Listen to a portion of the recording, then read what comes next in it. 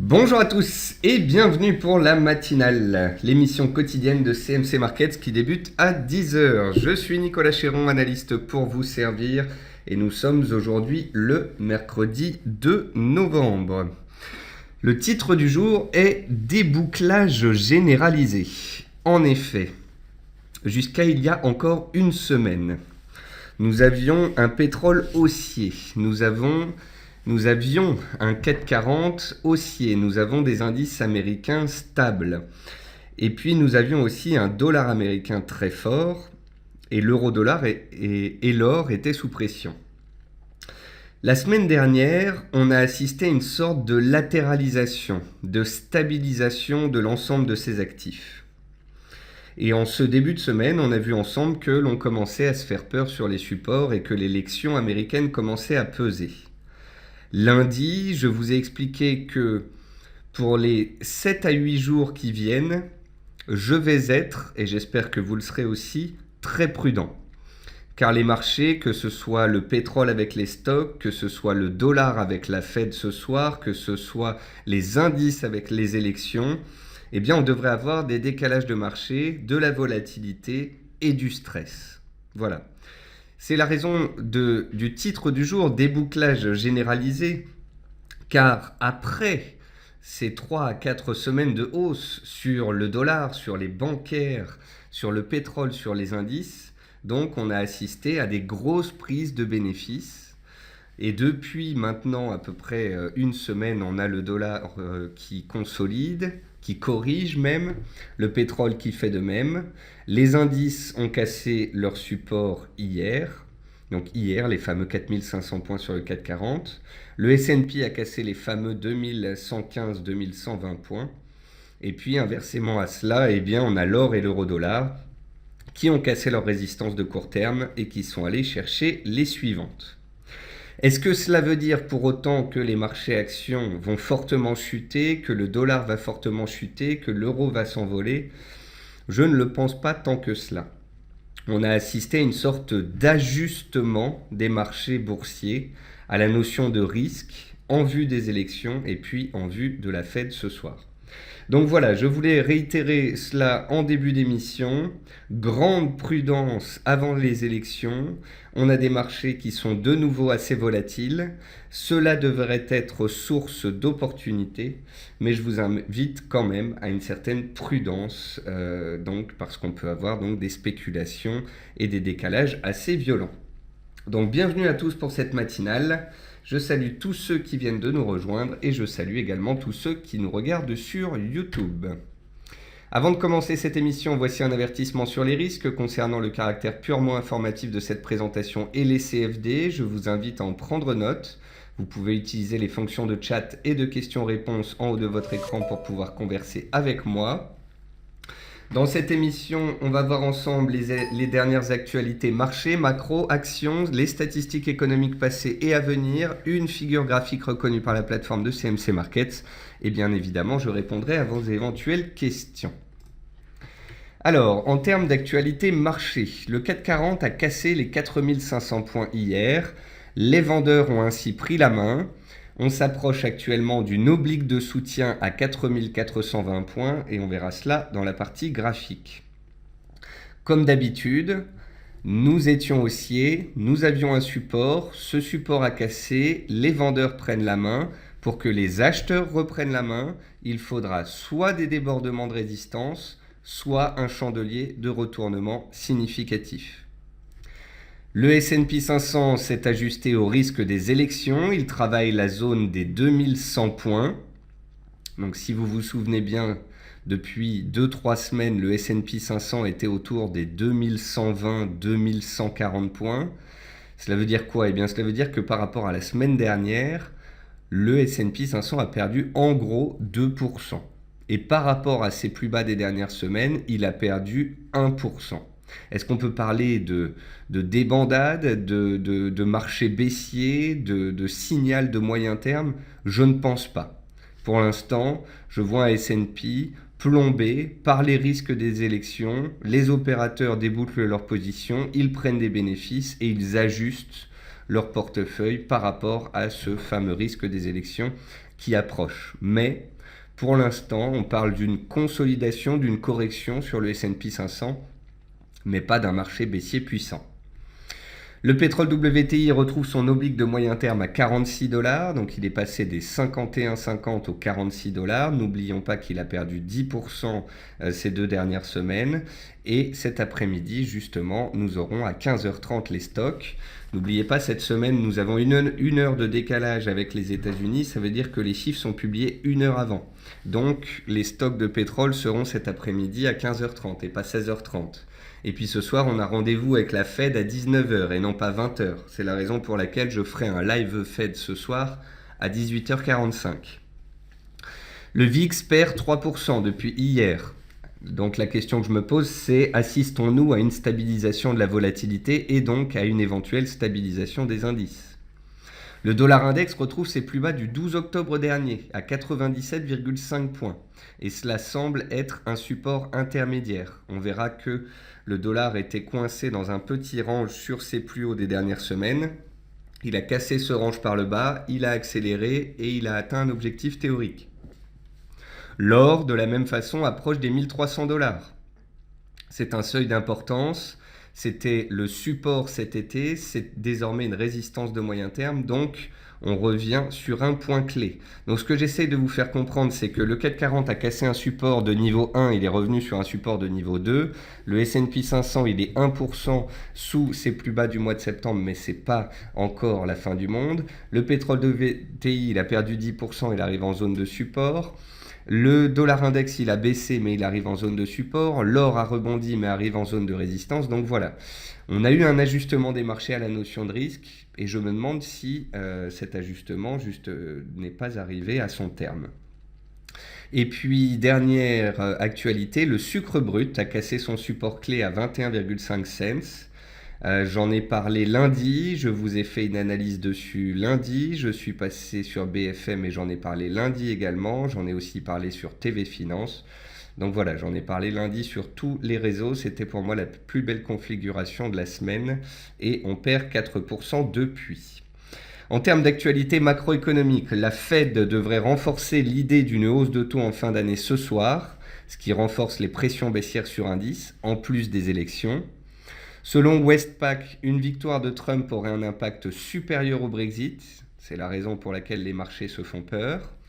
On notera que 380 économistes, dont 18 prix Nobel, invitent à voter Trump.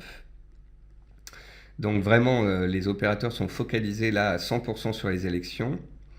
Patrick Artus, chef économiste de Natixis, estime que ce début de remontée des taux d'intérêt directeurs implique une hausse des cours boursiers tant que les taux d'intérêt à long terme ne sont pas stabilisés à un niveau plus élevé. Donc pour lui, c'est un point positif qui dit une normalisation sur les taux d'intérêt aux États-Unis et c'est pas forcément synonyme de baisse des marchés. Et puis enfin, Donald Trump est crédité de 46%. Et Hillary Clinton de 45% selon le dernier sondage du Washington Post. On assiste donc à la même configuration qu'avant le Brexit. On a eu des votes, au début on avait donc plus de chances que le Brexit n'ait pas lieu plutôt qu'il n'ait lieu. Puis ensuite sur la fin on a eu des sondages qui expliquaient que le Brexit pouvait l'emporter. Juste avant le Brexit, cela avait l'air ok, on n'allait pas avoir de Brexit, et puis le jour du Brexit, on en a eu un. Donc on est exactement dans le même type de configuration, avec des sondages très serrés et avec un risque qui reste donc très fort. Côté entreprise, Suez se renforce en Chine en devenant majoritaire dans Sino-French Holdings. Hugo Boss relève son objectif de réduction de coûts. Valeant, la société pharmaceutique, pourrait céder Salix et d'autres actifs. Ingenico enrichit son partenariat avec Club Med. Et puis Peugeot et Renault souffrent. Les constructeurs automobiles français voient le marché automobile reculer de 4% en octobre. Dans les meilleures et les moins bonnes performances du CAC 40, vous pouvez voir très peu de hausse. On a Unibail qui fait de la résistance et puis Sanofi qui est recherché, toujours peut-être suite à la publication de ses résultats récents. Et vous voyez que dans les baisses, on retrouve les matériaux de base, les bancaires et l'automobile, et puis Technip. Donc en gros, tout ce qui montait ces dernières semaines, c'est-à-dire les bancaires, le pétrole et l'automobile, eh bien désormais redescend. C'est un peu la loi de la pesanteur, si vous voulez. On a eu quand même de très forts mouvements haussiers sur les bancaires. On a eu de très forts mouvements haussiers sur des titres comme ArcelorMittal et Eramet dans le secteur des matériaux de base. Et on assiste tout simplement à des consolidations de ces mouvements haussiers.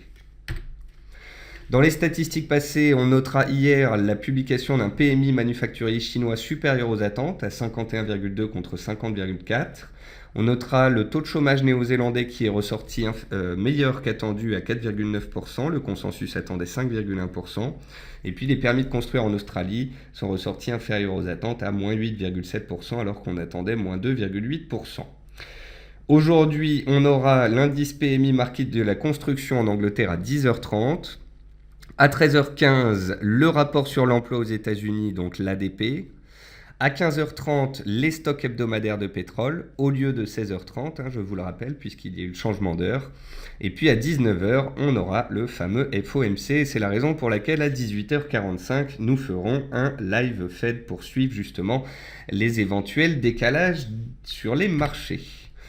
Enfin, dans l'outil de reconnaissance de figure chartiste graphique de CMC Markets, j'ai choisi un biseau descendant sur l'US 30 en données journalières. C'est un biseau descendant noté 4 sur 5. Quand on note un biseau descendant, il y a une forte probabilité de sortie par le haut de la structure. Cela voudrait dire que ici, l'US 30 tiendrait ses plus bas du mois de septembre et potentiellement repartirait à la hausse par la suite. Je reste pour l'instant circonspect par rapport à cette figure. C'est la forme, effectivement, c'est l'esprit d'un biseau ascendant. Maintenant, comme vous le savez, les US sont sur le fil du rasoir. Le S&P a déjà cassé ses plus bas de septembre. Le Dow Jones, lui, les tient. Il est actuellement à 17 970 points et le support est ici à 17 900 points. Donc si le Dow Jones devait casser le biseau par le bas et casser les 17 900 points les plus bas de septembre, eh bien on pourrait assister à une nouvelle accélération. Si au contraire le Dow Jones ne casse pas ses plus bas du mois de septembre et arrive à tenir cette zone horizontale de prix, cela pourrait donc renforcer l'idée d'un biseau et d'un scénario haussier. Donc là, le Dow Jones nous montre que effectivement, à court terme, il y a des pressions vendeuses, ça se voit clairement. Après, on peut constater qu'on n'est pas beaucoup plus bas que les plus bas d'octobre, on est toujours au-dessus des plus hauts de septembre. Donc pour l'instant, on ne peut pas dire que ce soit non plus la Bérésina aux États-Unis. On a un indice qui est sous pression, qui revient sur ses plus bas des 2 derniers mois. Tout simplement parce qu'on approche des élections. Voilà. Est-ce que ce plus bas va casser et engendrer une nouvelle accélération ? Ce n'est pas certain. On verra ça dans les séances à venir. On va revenir donc sur la plateforme de CMC Markets pour regarder ensemble les graphiques. Donc, ce que je vous disais donc en début de cette émission, c'est que depuis la fin du mois de septembre, on avait eu plutôt une tendance haussière en Europe. On peut même dire, depuis la mi-septembre, on avait une belle tendance haussière sur le CAC et le DAX. Ça s'est arrêté ici, à la fin du mois d'octobre. On a assisté pendant en gros 8 jours à une stabilisation des prix sous une résistance de moyen terme. Les indices tenaient jusqu'ici relativement bien, mais à cause et des élections et du pétrole qui baissait et des prises de bénéfices appuyées sur les bancaires, on a fini hier par casser le support des 4500 points et les vendeurs ont pris la main. Ils ont pris la main, on est sur un premier objectif d'importance, la zone des 4420-4430. Ce sont les plus bas ici en clôture. Souvenez-vous de cette séance ici du jeudi 13 octobre et du lendemain du vendredi 14 octobre. On était donc revenu tester cette zone de prix, les 4430 points, testé le 7 octobre, le 10 octobre. Donc on était revenu sur cette zone-là. Donc nous voilà de nouveau sur un support intermédiaire. Et sous ce support-là, on retrouverait la moyenne mobile à 200 séances. Donc si vous voulez, si on doit prendre la grande zone de range entre 4003 et 4570, le support haussier, il était à 4500. Le support de moitié de range, il est à 4420, on s'en approche. Et en dessous, ce sont les gros supports de moyen terme, les 4380 et les 4300 points. Donc là, à moyen terme, on est toujours bel et bien dans ce grand range sur le 440, entre 4300 et 4580. On a échoué en haut, on est en train de revenir au milieu, on n'est même pas encore au bas. Donc de là à parler de correction de marché, de baisse forte, etc., on est vraiment loin de cela. Pour l'instant, on est toujours dans un marché qui est en tendance haussière de fond depuis 3-4 mois. On est dans une consolidation de court terme et on s'approche de nouveau de support. Support clé à 4420 et dessous les 4380 en rappel. On va regarder ensemble le DAX. Donc le DAX, on avait vu qu'il était dans une tendance haussière, qu'il avait un support à 10 630, puis un deuxième à 10 580. Il a cassé son support hier. Ayant cassé son support haussier, il est passé de haussier à neutre. Voilà. Et à court terme, tout comme sur le 440, on retrouve ici les plus bas du jeudi 13 octobre et le plus bas du vendredi 14 octobre. Donc le plus bas en clôture du jeudi 13 octobre et le plus bas ici en séance du 14 octobre, donc la zone des 10 420 points. Et juste dessous, on a le support des 10 340 points qui avait été testé ici le jeudi 13 octobre et qui correspond à la MM200 sur le CAC et au 4380. Donc voilà, on est toujours haussier dans une tendance haussière de moyen terme, mais à court terme, on est neutre. Le DAX est toujours dans un grand range ici entre, on va dire, 10 300 et 10 800 points. Il a échoué en haut, il est en train de revenir vers le milieu du range. Et voilà, on arrive sur un support intermédiaire, on en a un juste dessous, et puis dessous, on a les plus bas du mois de septembre. Vous voyez qu'en fait, le S&P est sous ses plus bas de septembre. C'est comme si le S&P était déjà ici. Le Dow Jones, lui, est juste au-dessus des plus hauts de septembre. Donc, il est là. Donc, vous voyez, le S&P est là, le Dow Jones est là, le DAX est ici, et on va dire que le CAC, il est un petit cran plus haut. Donc, le S&P se fait des frayeurs, certes, mais sinon, tous les autres sont toujours, on va dire, dans une certaine zone de neutralité. On a échoué en haut des zones de neutralité, et on revient vers le bas des zones de neutralité. De là à parler de signaux baissiers, de retournement de moyen terme, on n'y est vraiment pas encore. On est sur des marchés qui sont sous pression, ce qui est légitime, mais ce n'est pas non plus la fin du monde. Ensuite, le S&P, donc ce fameux S&P, il est en tendance haussière de moyen terme et depuis 1 mois et demi, il est dans une consolidation baissière. Maintenant qu'on a cassé les 2120 et qu'on a cassé le triangle dans lequel on était pendant 1 mois et demi, les vendeurs ont pris la main. Sous la borne basse de ce triangle, à 2120 points, on pourrait revenir ici vers les 2080 points. C'est la MM200 jours et c'est la borne basse du canal baissier que vous voyez ici. Donc si tout devait bien se passer dans le meilleur des mondes, que Hillary Clinton passe, on pourrait être dans un canal baissier, on pourrait revenir vers la borne haute, et si on arrive à casser le canal baissier, on en sort par le haut et on retrouve les plus hauts historiques. Auquel cas, ce canal baissier aura été un drapeau de consolidation dans une tendance haussière. Si par contre, c'est Trump qui devait passer, bien là, je ne serais pas étonné d'une sortie par le bas de ce canal baissier et d'une accélération. Voilà. Donc, en attendant les élections, on peut peut-être se stabiliser sur les 2100 points et puis en fait se mettre dans un range 1 ou 2% sous la zone sous laquelle on était ici à la fin du mois d'octobre. S'il y a encore un peu plus de baisse, un peu plus de peur, on peut peut-être revenir ici vers 2080, 2085 et le bas de canal sur le S&P. Donc, on est sur un seuil psychologique, on a 1% au-dessous des cours actuels, une zone de prix d'importance. C'est la même chose sur le CAC et le DAX et le Dow.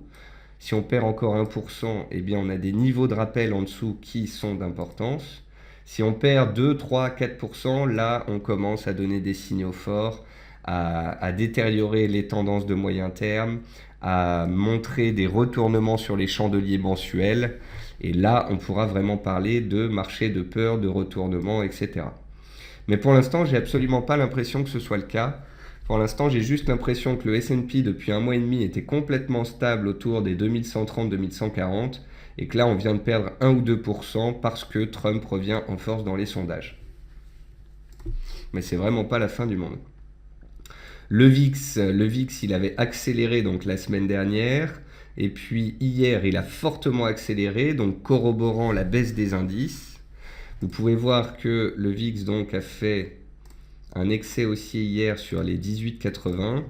Et pour l'instant, le chandelier du jour, il est sur support ici à 17,80, mais il n'arrive pas à accélérer fortement. Donc si le VIX devait accélérer au-dessus des plus hauts d'hier, ici à 18,7780, et aller chercher ces plus hauts ici de la mi-septembre, eh bien ça voudrait dire que les vendeurs gardent la main, qu'on est dans un marché baissier et que ça peut aller très vite à la baisse. Par contre, suite à la forte mèche d'hier, suite à la clôture sous les 18 points, si le VIX voulait bien redescendre en séance et clôturer sous les 18 points, il montrerait qu'à court terme, on a atteint une zone de résistance majeure et qu'on pourrait se stabiliser. Si le VIX se stabilisait, les indices pourraient également se stabiliser. Donc voilà mon impression sur les marchés. On a des marchés qui sont sous pression, certes. On a des marchés qui restent aussi à moyen terme. On a des marchés qui sont dans des ranges depuis à peu près 1 ou 2 mois. On a le S&P qui se fait des frayeurs, le Dow Jones qui tient ses plus bas de décembre, le DAX qui a consolidé nettement et le CAC 40 qui retrouve son support oblique ici, qui a bien tenu à chaque fois qu'on est revenu le tester. Donc un marché où on a vu des débouclements de position, des débouclages de position, un ajustement au risque, mais pas un marché baissier. Voilà. Donc vraiment, s'il y avait 2 informations que je voulais vous passer ce matin, c'était 1, vous réitérer l'importance de la prudence en amont des élections, et de 2, vous expliquer que certes, on a eu une forte baisse des cours hier, on a eu un ajustement des cours, on est revenu sur des supports, mais ce matin, quand je retrouve mes graphiques, je vois beaucoup d'indices sur support, 1 dollar sur support, et l'or et l'euro sous des résistances. C'est pour ça que je me demande si le mouvement baissier d'hier va perdurer ou si au contraire on va assister à une stabilisation. On va passer rapidement sur le marché action. On a eu peu de publications, il y a peu de décalage de prix. Les plus fortes baisses, c'est généralement soit des titres du secteur pétrolier, soit des titres qui étaient jusqu'ici haussiers qui consolident. Donc Vallourec, typiquement, ça c'est une valeur, on a vu qu'elle était 100% corrélée au pétrole. Donc puisque le pétrole a décalé à la baisse ces dernières séances, elle a fait de même. ABC Arbitrage, c'est un titre qui à moyen terme est très haussier, mais qui vient de retrouver une résistance datant de 2011. Et c'est la raison pour laquelle les cours consolident désormais. Après une si forte hausse, il faut faire attention, on a atteint une résistance majeure. CGG, c'est le pétrole, donc on a échoué sous résistance et on baisse depuis. BNP, donc ça c'est les bancaires, on était en très forte hausse. Je vous rappelle que BNP a gagné 10 euros en l'espace d'un mois. Elle a gagné 22% en l'espace d'un mois. Donc la petite consolidation de court terme, là, n'a rien d'extraordinaire. C'est un retour vers les supports. AXA, c'est la même chose. Tendance haussière ici, consolidation. Natixis, c'est la même chose. Très forte hausse ces dernières semaines, retour vers le support. EDF, c'est un titre baissier, donc elle continue d'être sous pression. Air France, elle travaille sa résistance moyen terme des 5,50. Zodiac, on était sous la borne haute d'un range en journalier, donc puisque le CAC n'a pas réussi à passer, Zodiac ne passe pas. Donc vous voyez que les baisses ne sont pas de fortes chutes ou de forts décalages baissiers. Ce sont des titres qui jusqu'ici étaient haussiers et consolident, ou c'est des titres qui arrivent sous des résistances, comme ici Zodiac, qui n'arrivent pas à passer puisque les opérateurs prennent des bénéfices sur les marchés. Mais il n'y a pas de retournement de moyen terme majeur. Dans les hausses, on retrouve Valneva, qu'on pourra surveiller ici, qui évolue sous une oblique. Si cette oblique baissière venait à casser, ce serait un signe de regain d'intérêt acheteur.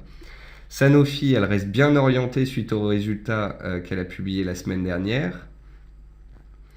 Et puis après, on retrouve des titres défensifs, on retrouve du Danone qui essaye de se stabiliser, on retrouve du Eurofins qui se stabilise aussi après la publication de ses résultats il n'y a pas très longtemps.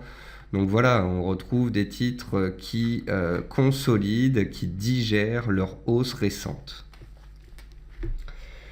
Après, concernant les matières premières, donc le sucre, le sucre était dans une compression pendant un mois. Pendant un mois, je vous ai dit que cette compression était forte et que la sortie devrait être violente.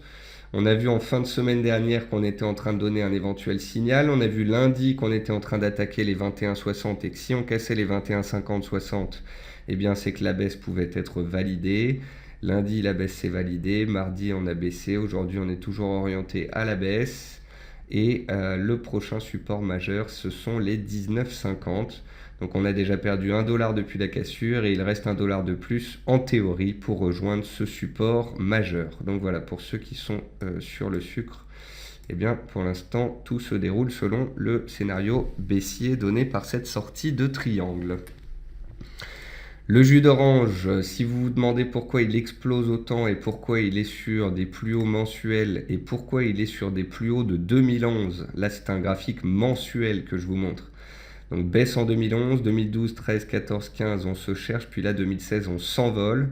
La raison qui fait que les cours sont repartis à la hausse aussi puissamment, c'est une maladie des plants de jus d'orange au Brésil. Et nous voilà donc à proximité des plus hauts historiques. Ensuite, le pétrole. Le pétrole, donc, il est toujours baissier, il se fait des frayeurs. Et regardez le seuil que vient d'atteindre le pétrole. Il vient d'atteindre son oblique haussière de moyen terme. Donc, nous sommes ici à 45,8, 46 euros, posé sur l'oblique baissière de moyen terme sur les cours du pétrole. C'est une séance d'importance aujourd'hui, puisqu'on va avoir les stocks cet après-midi. Donc si les stocks du pétrole nous permettent de réagir ici, on pourrait rester dans la tendance haussière de moyen terme et tenter de rebondir. Si on casse ce support oblique, on pourrait assister à une nouvelle accélération en direction ici des 43 et de la MM 200 jours. La MM 200, c'est la moyenne mobile sur laquelle on était venu prendre appui au mois d'août avant de repartir à la hausse. Donc on a échoué sous les plus hauts annuels, les vendeurs ont pris la main en cassant les 48,8, on arrive ici sur un niveau intermédiaire, qui tout double sur ce niveau. Va-t-on assister à une stabilisation des prix ou à une accélération vers ce support de moyen terme? Nous le verrons cet après-midi, donc à 16h30. En tous les cas, pour l'instant, les vendeurs ont la main. Le blé, il est stable. L'avoine, même chose. Il faut dire que sur l'avoine, comme on l'avait vu donc en début de semaine, puis en fin de semaine dernière, on a atteint une résistance majeure, donc il ne sera pas évident d'aller plus haut. Et puis l'argent et l'or ont profité de l'aversion au risque et de la baisse du dollar, enfin, si je puis dire. Donc l'argent avait bien tenu sa zone de support ici qui correspondait aux 50% de retracement de toute la hausse qu'on avait eue depuis le début de l'année. Et là, à court terme, on est dans un rebond. Par contre, vous voyez qu'on arrive sous les plus bas du mois d'août ici sur une zone de résistance intermédiaire. Si on casse cette zone de résistance, on peut remonter vers les 19 dollars. Par contre, si on échoue ici, les vendeurs peuvent reprendre la main à tout moment. On est quand même dans une tendance haussière sur les 8 derniers mois, mais une tendance baissière depuis les 3 derniers mois. Donc là, on est à la croisée des chemins. Et c'est la même chose sur l'or. Sur l'or, donc on a réussi à dépasser les résistances ici, les résistances, les moyennes mobiles. Par contre, vous voyez que plus on grimpe, plus on s'approche ici des plus bas de cet été à 1300, 1200, 1300 dollars. Donc plus on grimpe ici sur l'or, plus on se rapproche de cette zone de résistance majeure. Donc voilà, si les indices devaient très fortement partir à la baisse, si le dollar devait être balayé à la baisse par la Fed ce soir, on pourrait voir l'or aller chercher 1300, 1305. Au-dessus de cette zone, on pourrait aller chercher 1330 et alors la question se poserait d'un retournement de marché à la hausse. Si par contre on voit le dollar réagir positivement, on voit l'or échouer sous 1300 dollars, ça aurait peut-être été un rebond technique pendant 15 jours avant une éventuelle reprise de la baisse. Donc là, sur l'or, tout dépendra du sentiment du risque. Concernant le riz, on avait vu qu'il y avait une moyenne mobile à suivre. La moyenne mobile à 60 jours. Et cette moyenne mobile a cassé. Donc, les vendeurs ont pris la main et tant qu'on sera sous les 9,84 et sous la moyenne mobile à 60 jours, eh bien, les vendeurs auront la main. On avait vu que la moyenne mobile à 60 jours était un très bon pivot de moyen terme. À chaque fois qu'on est au-dessus, la tendance est haussière. Dès qu'on passe dessous, la tendance est baissière. On avait pris appui sur cette dernière la semaine dernière. Malheureusement, on l'a cassée. Donc, les vendeurs à court terme prennent la main. Et on est susceptible peut-être de revoir les plus bas annuels dans la zone des 9,20 cents. Et puis on va finir avec les devises. Et donc sur les devises, ce qui s'est passé sur les indices, c'est la même chose. Eh bien, c'est des prises de bénéfices appuyées. Vous pouvez voir que tout comme les indices à moyen terme, le dollar reste complètement haussier à moyen terme. Mais en journalier, depuis une semaine, on consolide la très forte hausse récente. On a eu une très forte hausse ici entre 95 points et 99 points. On vient de retracer 38,2% et de revenir sur les plus bas du 12 octobre. Le dollar était dans un range ici et en reportant la hauteur de ce range à la baisse, on trouvait les 97,5. Donc voilà, on a le dollar qui est sur support. Si ce soir, la Fed laisse entendre qu'il pourrait ne pas y avoir de hausse de taux au mois de décembre, le dollar pourrait aller chercher ses 50% de retracement à 97 points, voire les 96,5 points ici à 61,8% de retracement sur l'oblique haussière de moyen terme. Pour moi, le dollar reste haussier tant qu'il est au-dessus de cette oblique. Donc il y a vraiment encore du chemin avant que le dollar passe baissier. Il faudrait qu'il passe sous les 96,5 points. Donc voilà, le dollar, tout comme les indices, est toujours aussi à moyen terme. Depuis une semaine, il consolide et il revient sur des supports. Donc comprenez que ce matin, quand j'ouvre mes graphiques, il faut bien voir les marchés dans leur globalité. Je vois le CAC 40 qui a échoué sous résistance, qui a cassé un support, qui est revenu sur un support clé. Je vois que le S&P 500 s'est fait peur sous les 2115 points, mais qui n'accélère pas à la baisse pour autant. Je vois que le Dow Jones s'est posé sur ses plus bas du mois d'octobre et qu'il n'a pas cassé les plus bas du mois de septembre. Donc, il est toujours neutre et on n'a pas de signal baissier validé encore sur le Dow Jones. Donc, j'ai un S&P qui s'est fait des frayeurs, j'ai un Dow Jones qui est toujours dans son triangle, j'ai un CAC 40 et un DAX qui sont revenus sur des supports journaliers intermédiaires, j'ai un pétrole qui vient d'arriver à proximité d'un seuil, et encore, s'il le cassait, on a un gros support de moyen terme qui n'est plus très loin. J'ai l'or qui a bien rebondi et qui approche des 1300 $, alors peut-être qu'on peut aller à 1300, 1305, mais on a l'impression quand même depuis les 1250 qu'un bon bout du chemin de ce rebond technique a été réalisé. Et puis quand on regarde les devises, on constate aussi qu'on a eu une belle consolidation pendant une semaine. Ça a permis à certaines devises comme l'euro de se reprendre. Et l'euro, ce matin, eh bien, il a touché les 1,11. Or, à 1,11, 1,11,20, on a les plus bas du vendredi 7 octobre dernier et puis les plus bas du range dans lequel on a été sur l'euro-dollar tout le mois de septembre. Donc vous voyez ici, sur l'euro-dollar, baisse puissante, retournement haussier. Vendredi, on a cassé les 1,0950. Lundi, je vous ai parlé des 1,0940, 1,0950 comme support potentiel. Mardi, on est reparti à la hausse et on est allé chercher la MM 30 jours. Et vous voyez que ce matin, de nouveau, on a eu une petite pointe haussière pour toucher les 1,11, de la même façon qu'on a eu une petite pointe baissière sur le dollar et une petite pointe baissière sur les indices à l'ouverture. Mais vous voyez que depuis, on se stabilise. Il y a des prises de bénéfices sur l'euro-dollar. L'euro-dollar reste baissier à moyen terme. Donc tout comme l'or, la question que je me pose, c'est n'a-t-on pas eu un rebond technique de l'euro-dollar avant une éventuelle reprise de la baisse? Donc voilà, on a des indices qui ont consolidé, qui arrivent sur support, on a l'euro et l'or qui ont rebondi, qui approchent de résistance, on a le dollar qui revient sur support.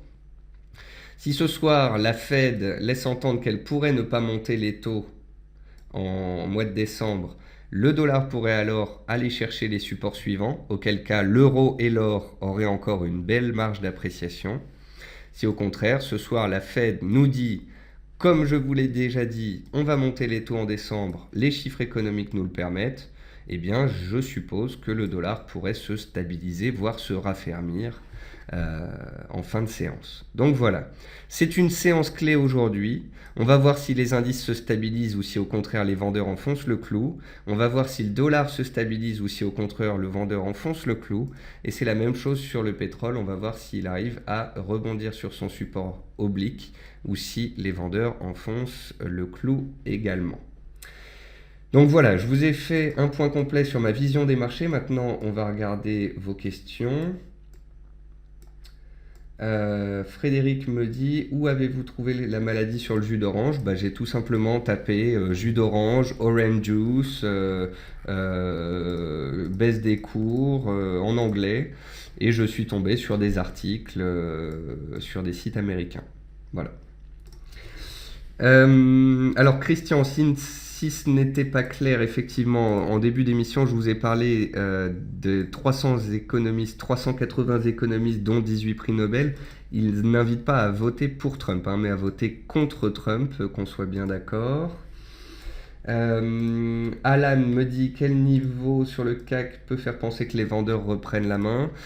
Si on casse les 4420 points, ce serait de nouveau une cassure technique et ça voudrait dire qu'on a des risques de retrouver les 4380, voire les 4300 points. Donc 4420, 4430, c'est le support à suivre.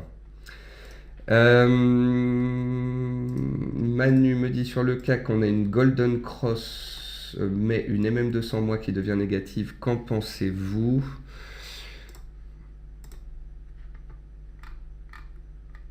En mensuel, on n'a pas encore de croisement de la MM20 avec la MM200. En mensuel, on a une MM200 qui commence à devenir baissière, donc ça, c'est pas très joli. En hebdomadaire, vous pouvez voir que la MM20 est juste au-dessus de la MM200 et que les deux sont montantes. Donc, si le CAC casse les 4300 points, les plus bas des 3 derniers mois, là, on parlera de baisse, on parlera de retournement de marché, on parlera de correction, on parlera de risque de retour vers 3900 points, voire de marché baissier. Mais tant qu'on est au-dessus des 4300 points, permettez-moi de rester neutre. On est dans un marché neutre cette année en 2016. On a un grand range entre 3900 et 4600 et on a un autre range intermédiaire entre 4300 et 4600. Et ce range intermédiaire, on est dedans depuis 2-3 mois, entre 4003 et 4006. On a échoué à 4006, on est en train de revenir vers 4420. On n'est même pas au milieu du range. Enfin, on est au milieu du range.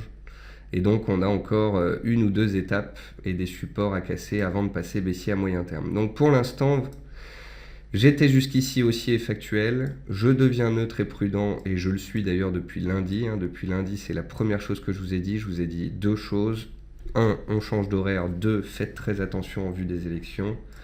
Mais je n'entrevois pas pour l'instant forcément de retournement de marché, sauf si c'est Trump qui passe.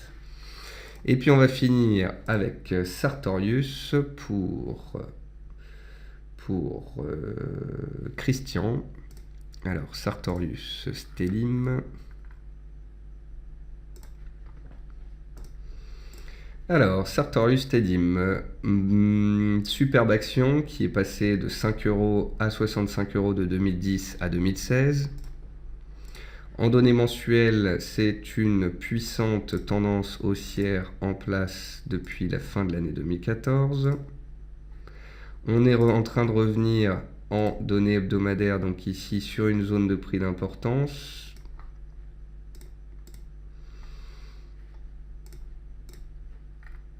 Mais en données journalières, voilà. On approche de quelque chose. En données mensuelles, c'est haussier, mais c'est pas très joli le chandelier qu'on est en train de faire, qu'on a fait le mois dernier. En données hebdomadaires, quand même, depuis la publication des résultats, il faut noter qu'on a enchaîné que des baisses. On est à la 10e séance consécutive de baisse, donc on voit bien qu'à court terme, les vendeurs ont pris la main. Et là, on va arriver à proximité d'une zone clé, c'est-à-dire à proximité d'une oblique haussière de long terme, ici en place depuis 2 ans, ainsi qu'à un niveau de prix, les 59 euros, qui a été très travaillé à la fin 2014 et... non, à la fin de l'année 2015 et tout le premier semestre 2016. Donc voilà, on est toujours en tendance haussière de fond, on est en train d'arriver sur un support clé, après 10 séances consécutives de baisse, il faut surveiller une éventuelle réaction haussière. Ça sert à rien, enfin, après ça dépend de votre style, hein, mais ça sert à rien d'acheter un support sans constater une belle réaction dessus.